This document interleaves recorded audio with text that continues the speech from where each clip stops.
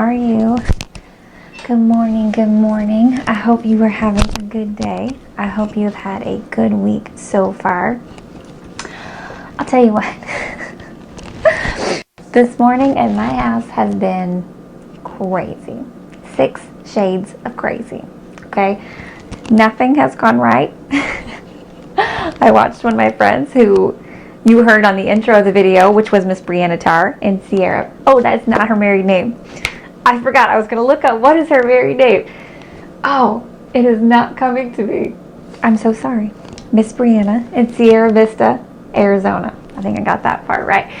Anyway, I was hearing her talk the other day on a live, and she was talking about doing a block schedule, which means that you have a block of time each day to get something done. And my blocks all just exploded today. So, have you ever had those kind of days? I don't know if that's your kind of day, but the promise I've been dwelling on this week, the Lord has been putting in my mind and my heart, sometimes wanted, sometimes not wanted, over and over and over again. And I thought I was going to go a little bit crazy this morning, but I said, I'm repeating the promise, which we're going to talk about today, which is God rules over all. God is in charge of everything. God knows everything. So I was telling myself that, and I said, okay, I put on something that makes me happy. I'm going to put on my jean jumper that I got for Christmas that I was very excited about. And I am going to take a breath. I'm going to take a breath, and I'm going to keep going. I kept trying to study more in my Bible reading this morning, a little more on the promise, because I've been studying the promise every day. And I said, okay, I'm just going to study a little bit more on the promise. And every time I started, something that I had to deal with would come up. And my mother-in-law actually sent me this post, and I don't know if any of you guys have seen it, but it's talking about how God has often told men in the Bible to go up into the mountain or to do different forms of coming apart where he would speak to them. And it was talking about how God speaks to women through their work, and how, Martha feeding Jesus, and different examples of women doing their work in the Bible of homemaker, and God speaking to them during that time. So I appreciate that article so much, and I was telling myself that this morning. God is going to come to you in your work. God is going to come to you in your work. It's okay. Just keep going. Keep going. So I put on my happy jumper, and I went and listened to my son give his show and tell on his homeschool live video, which was super sweet. He was talking about a baseball glove that he got while he was shopping with his pop and his daddy. And so that was super sweet. And then I got a message from our church is doing, you all know, you go to our church. We've been doing our quarantine buddies, right? Y'all, I can't tell you how much of a blessing. I'm going to try not to cry. How much of a blessing those have been to me. I feel like you guys are like the Aaron and Joshua. I think it is in the Bible. Miss Jen, you know how well I quote Bible.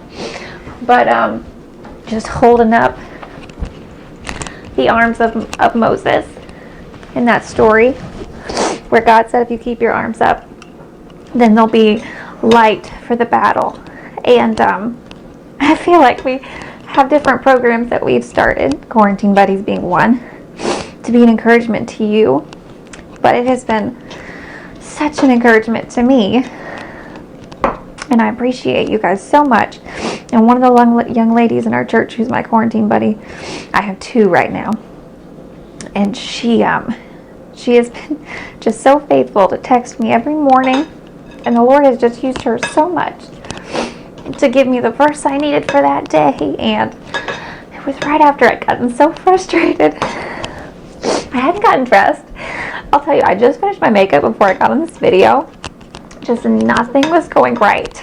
And then I read her message, and she said, I'm praying for you. And she told me, I'll try not to cry in our scones. By the way, we're making scones.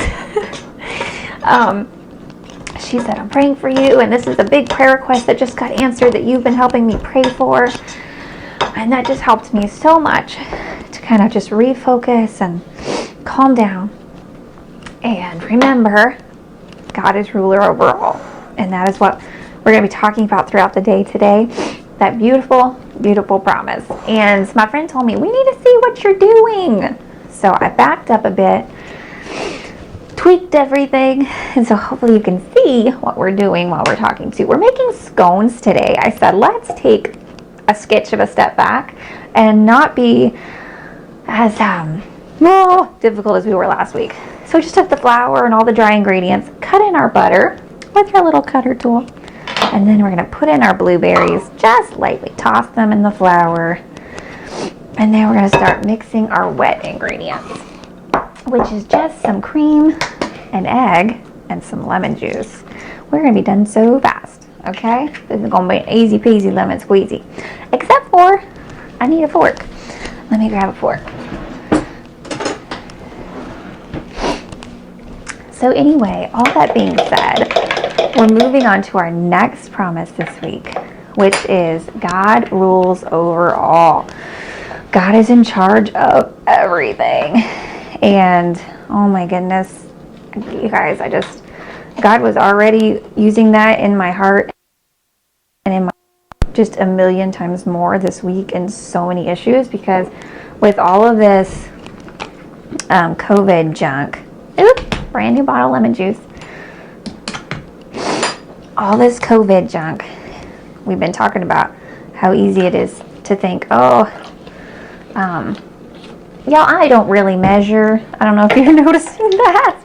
Why not just a little bit of that, touch of this? I'll be okay. That's my goal.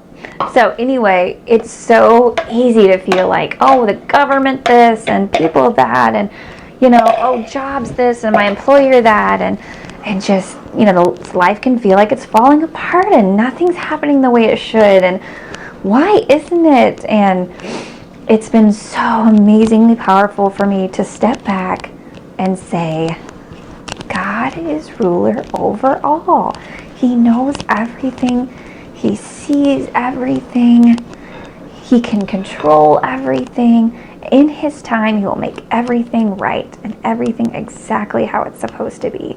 And we're going to dig into our Bibles in just a bit and talk about that some more and some examples in the Bible, and hopefully just encourage our hearts about trusting that promise. And I have found that it's more than just reading the promise one time and saying it to yourself. It's something you have to just daily, hourly come back to and remind yourself. And we're going to get into a story about that too, about how a man in the Bible, I think two men in the Bible, how they just reminded themselves through reminding God about what His word says, who He is, what He will do for them. And it's such an amazing thing, and I'm so excited to do that. We are going to roll these scones out, and they will be ready to pop right in the oven.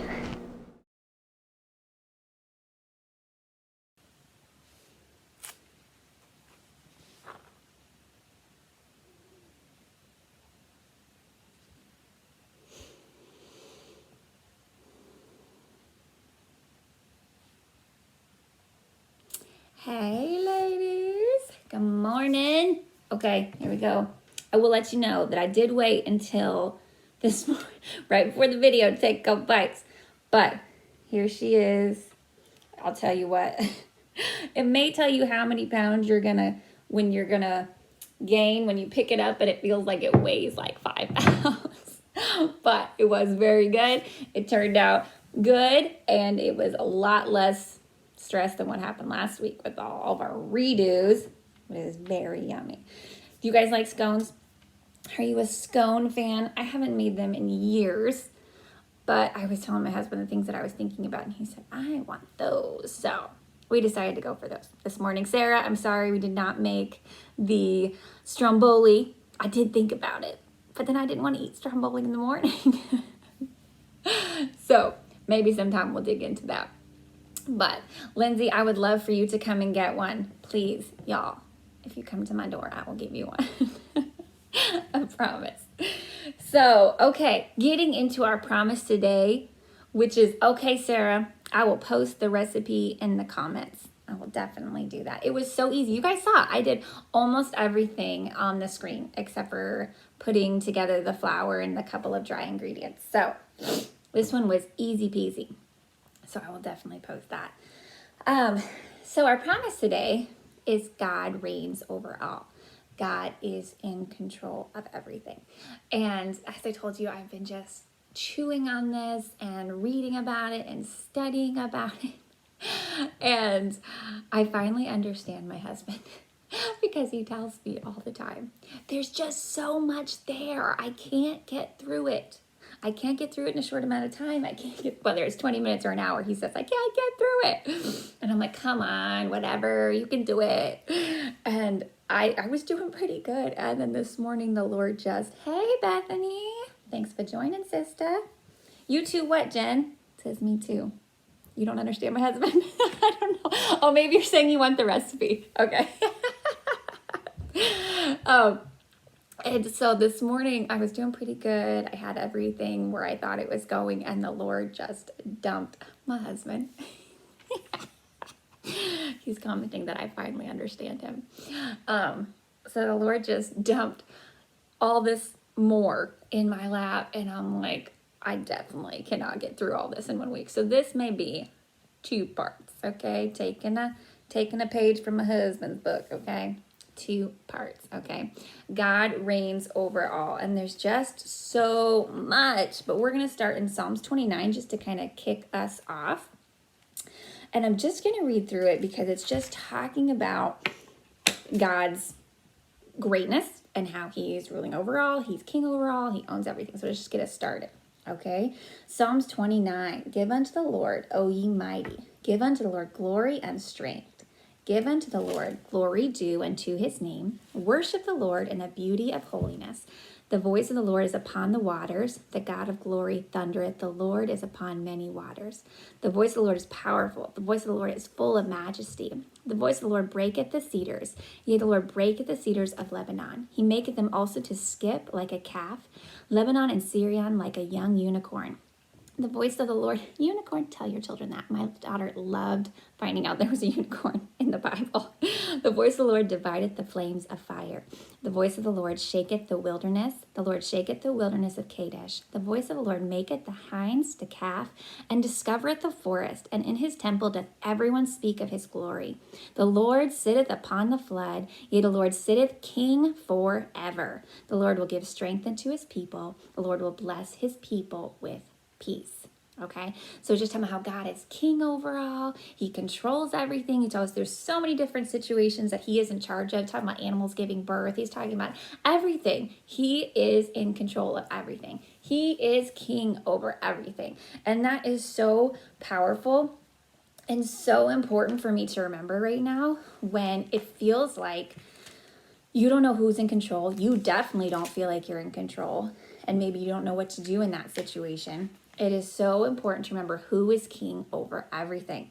We're going to hop over to Psalms 135. Psalms 135, verses 5 and 6. For I know that the Lord is great, and that our Lord is above all gods.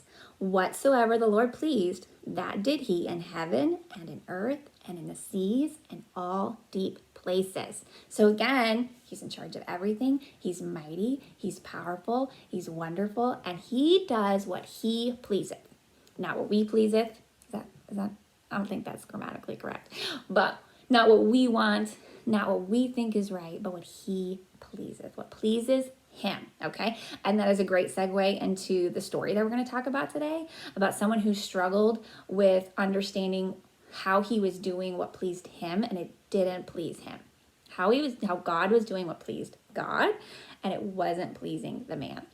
Okay, because as I was studying this, and the Lord was just, every day when I started to be conflicted about something, or I started to find the answer to something, or get discouraged about the fact that something wasn't working the way I wanted it to, or the answers weren't coming the way I wanted them to, then God would remind me, I'm in charge of everything. I am king over everything. I reign over everything. But as I was studying, I realized that there's kind of a two-edged sword to realizing that God reigns over everything. It can be both comforting, but it can also be convicting. And that's what we're going to talk about this week in the book of Job. We're going to talk about how Job learned that God rules over all. And I will just tell you that just blew my mind, because you know how sometimes you hear a story and you're like, yeah, I know how the story goes. And then it kind of interprets how you read it when you read it in the future. And there was just some things about the story of Job that I had never really realized. And so that's why it just took me totally off guard, that it added so much to my devotion this morning as I was reading it. So we're talking about how Job learned that God was ruling over all. Okay, what we find out is that Job had a problem. Job had a sin in his life, and it was that he was self-righteous. And that was one of the things that threw me, because I've always heard Job was a righteous man.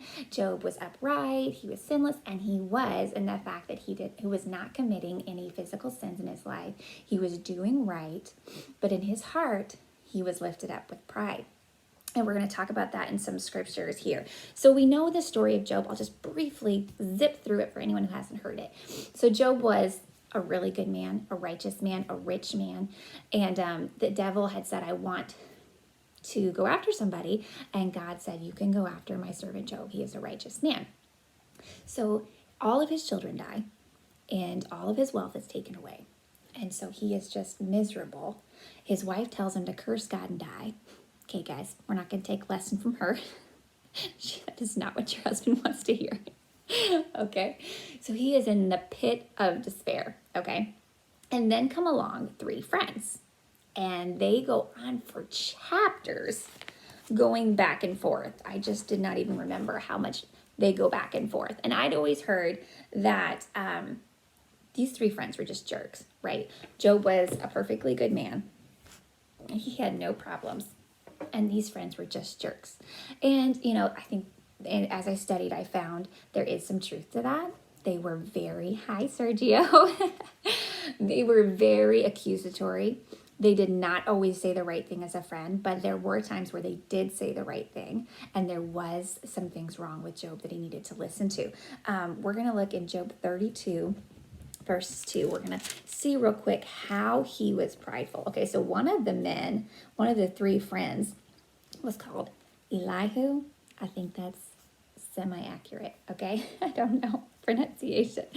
But, so they're going back and forth, for hours. And I'm sure you've done this with friends before, where it's like, I've got a problem in my life, and you're going to tell me what you think. I'm going to tell you what I think. Maybe you're going to say, I think you're doing this wrong. And you're like, you're totally wrong. You don't understand. You don't see this. And that can be true. And you're like, okay, I didn't understand that part of it. But then they're like, but I do see this, and you were wrong about that. And we've all had these conversations with friends. I hope you have some friends that will do that for you, will tell you when they think you're wrong. And that doesn't mean they're always right, but sometimes they are. And it says in chapter 32, verse 2, then was kindled the wrath of Elihu, the son of Barachel, the Buzite, of the kindred of Ram. Against Job was his wrath kindled, because he justified himself rather than God. So he was frustrated because he said, Job, we've been talking about this for hours, days, however long they were talking about it. And he said, every time we tell you maybe this, maybe that, you never say, oh, maybe there's anything wrong with me at all. There was never anything that you thought maybe could be wrong with you. And you just defended, I am a good man. I have done right. There's nothing wrong in my life at all. You never talked about how good God was. You never defended his righteousness. You only defended yours. So that's where we start to see a little bit of what was going wrong with Job. And then we hop over to chapter 35 and verses 5 through 6. Look unto the heavens and see and behold the clouds which are higher than thou. If thou sinnest, what doest thou against him? Or if thy transgressions be multiplied, what doest thou unto him? Let's see. Oh, I don't think that was right. It was 35, 1 and 2. I apologize. Elihu, the same guy, is still talking. And he spake moreover and said, thinkest thou this to be right, that thou saidest, my righteousness is more than God's? For thou saidest, what advantage will it be unto thee, and what profit shall I have if I be cleansed from my sin? So he was saying, when you're defending yourself, you're saying, I am better than God. My righteousness is more than God's. And even if you're not spelling that out with your words, that's what you're saying when you're saying, God did this to me, but I'm a righteous person. I'm more righteous than God because I wasn't doing wrong and God did this to me. That is not the right, obviously, the right attitude to have, but we all struggle sometimes with thinking, I am a good person. I am a good person. I have done right. I obey the Lord. I go to church. And we all have a different definition of what that might be. You may say, I go to church. I read my Bible. I'm kind to others. I give to the poor. So many different things. And some people who may not even be faithful to church have different definitions of what they think being a good person is. And they think, I am a good person. Why is God doing this to me? And he's saying throughout the passage, he goes and he tells God about some good things that he's done. Yes, you're powerful. Yes, you do this. Yes, you do that. But you are not helping me. You are not taking care of me. I am righteous. I am good. And you're letting all these bad things happen to me. So he's struggling with the fact that, yes, he does all these things right, but in his own heart and mind, he also believes he is the greatest thing ever. And that is also equally dangerous. I mean, that is what the Pharisees were. They did everything by the book, but their heart was very far from the Lord.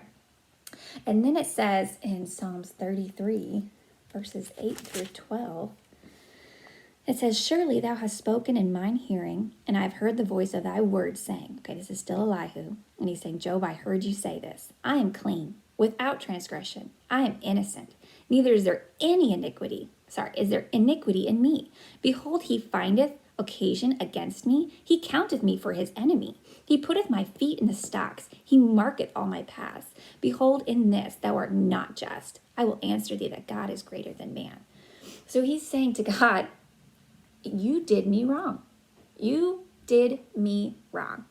Have you ever felt that way? Because it's pretty natural sometimes to have that feeling, but it's not right. God hasn't done us wrong.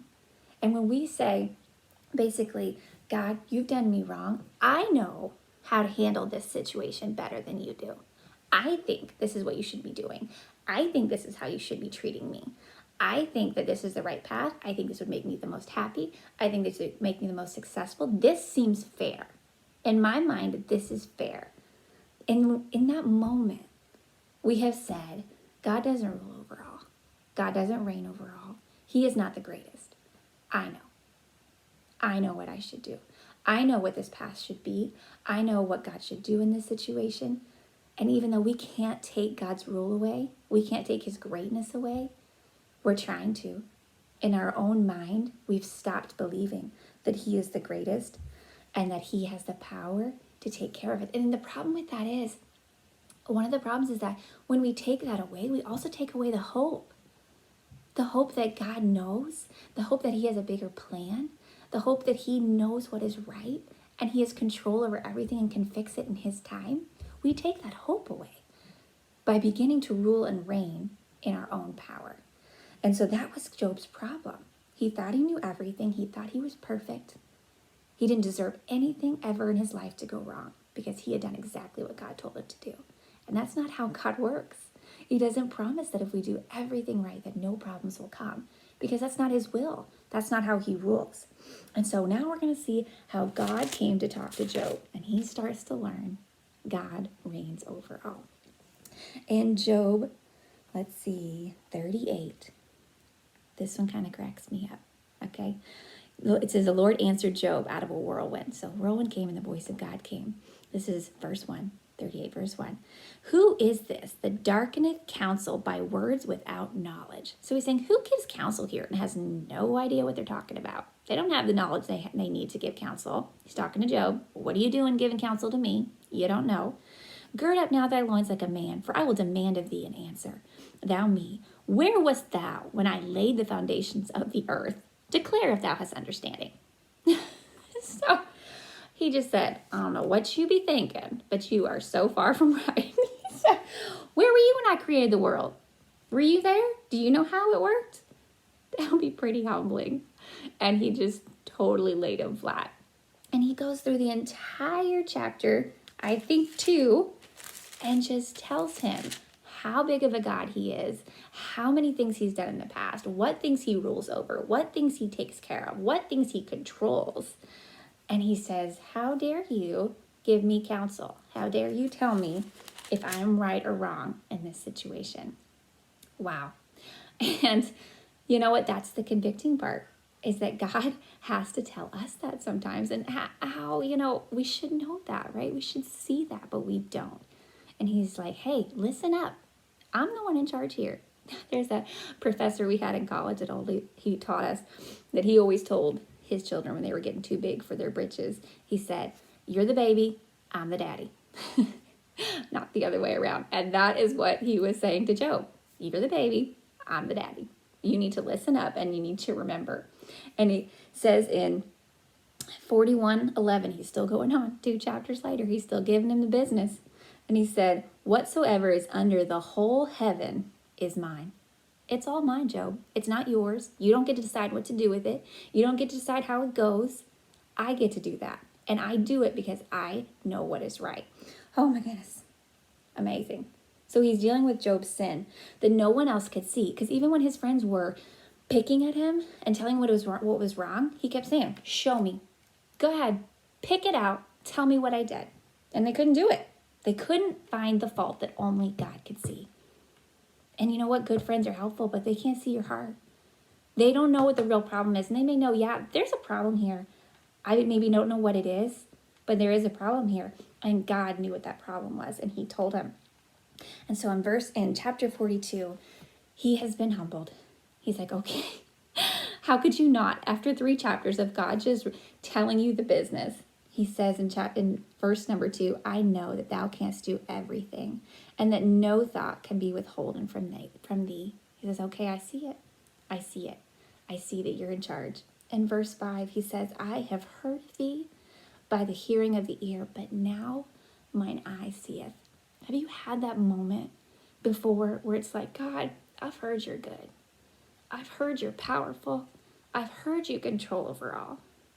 But now I see it. I see it in my own life. I see maybe the powerful thing you've done, or maybe the powerful thing you've saved me from, or maybe the powerful thing that I didn't think you could ever do. I see it, and I believe. And we see that with salvation, but we can also see that many times over in our life when we go through struggles, or maybe when we just put our faith on the line and say, God, I'm going to trust you for something. We get to see, you know what, I've heard about it, but I've seen it in real life, and I can't turn away. And I can't question you anymore. So he confesses to God and says, I have been so wrong, and I see now why you were right.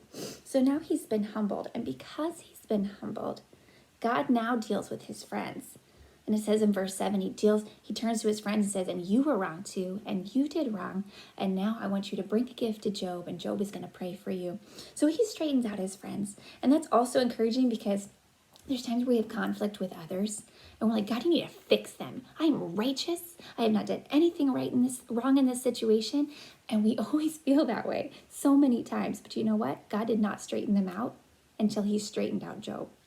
And many times he will not correct the afflictors in our life of their faults until we confess of ours. We hold him back from straightening out those problems in our life because we refuse to see the faults on the inside. We refuse to see our self-righteousness. We refuse to see our own pride. And so when he did that, he straightened out his friends. When humility came, he straightened out his friends, but he also blessed him. In verse 10 of chapter 42, and the Lord turned that captivity of Job. And when he prayed for his friends, also the Lord gave Job twice as much as he had before. The trial was over. He had humbled Job, and now he gave him twice the wealth. He gave him more children. He blessed him abundantly because he was humbled. He gave up his pride. He gave up his power, his control, his self-righteousness, and said, I said that I knew that you ruled over all, but now I really know. And I admit it, and I give it to you, and I praise you for it. And the last verse we're going to end on is in James, which, again, I'm not studying James at all, but I just love how it kind of has ended up there a couple of times, which is where my husband's been teaching through every morning. James 5, verse 11 says, Behold, we count them happy which endure. Ye have heard of the patience of Job, and have seen the end of the Lord. The Lord is very pitiful and of tender mercy. And so during this time, we are blessed to be those that endure. We are blessed to be those that humble ourselves and give praise and glory to the Lord, that he is in charge of all. He controls over all, and that he is pitiful and has tender mercy towards us, that he puts up with our attitude, puts up with our pride, puts up with our selfishness and our self-righteousness. And what amazing God he is. And that is the convicting side of realizing that God reigns over all. But with it comes great blessing in surrendering to that conviction and giving God what he wants. It is amazing what he can do. I'm thinking next week we will dive into a different story about the comforting side of realizing that God reigns over all. And I thank you guys so much for joining me today. I enjoyed making scones with you. I enjoyed diving into God's word, and I'm just going to be chewing on this some more and just, asking the Lord if there's anything in my heart that he wants to take away that I can learn as we endure through this time, as the verse says, that we can be blessed and happy while we endure. Okay, I'm going to end with this last slide, which is just a really great song that I love and find really encouraging during this time. So you guys enjoy that, and I will see you next Thursday.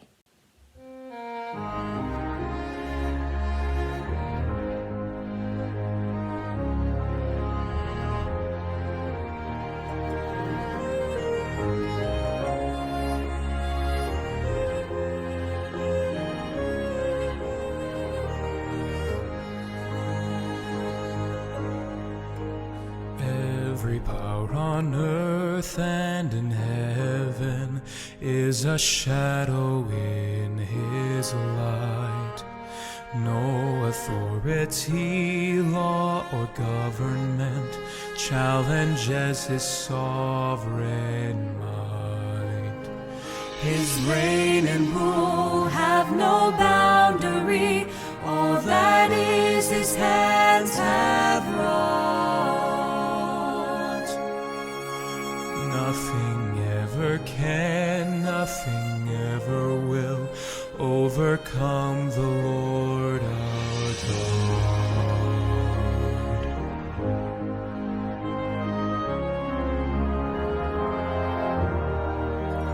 We are well aware we were orphans once, bent and broken in our shame.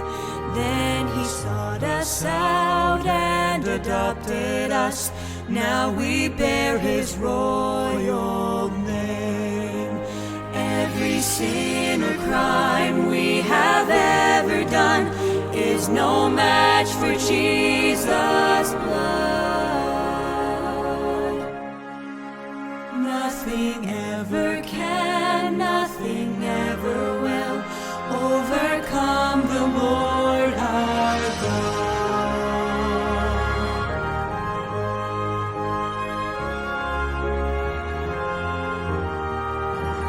We are rescued out of darkest night, free from Satan's evil hold.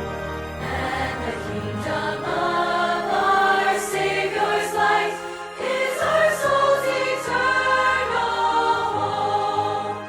Though the enemy tries to steal and kill what the death of Christ has lost, nothing ever can, nothing ever will overcome the Lord our God.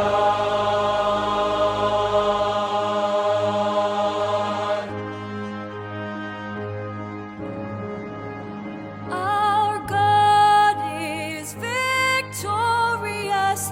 He always wins.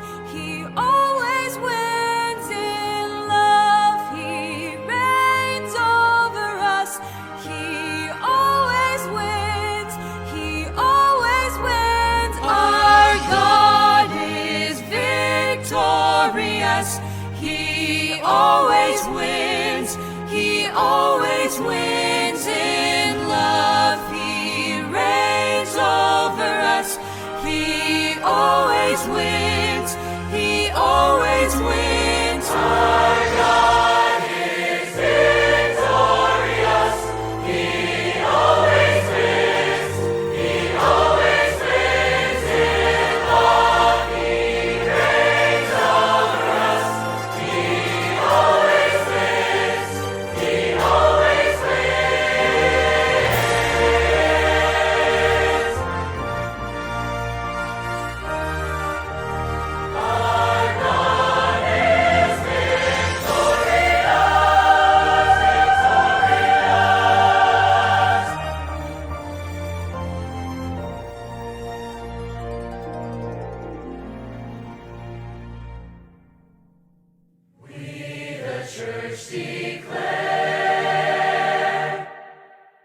Jesus Christ is King, for he conquered death once for all. We will live in light of his victory, following his gospel call. And when the story ends, we know Jesus wins, for his power cannot be stopped. Nothing ever can, nothing ever will overcome the Lord our God. Nothing ever can, nothing ever will overcome the Lord our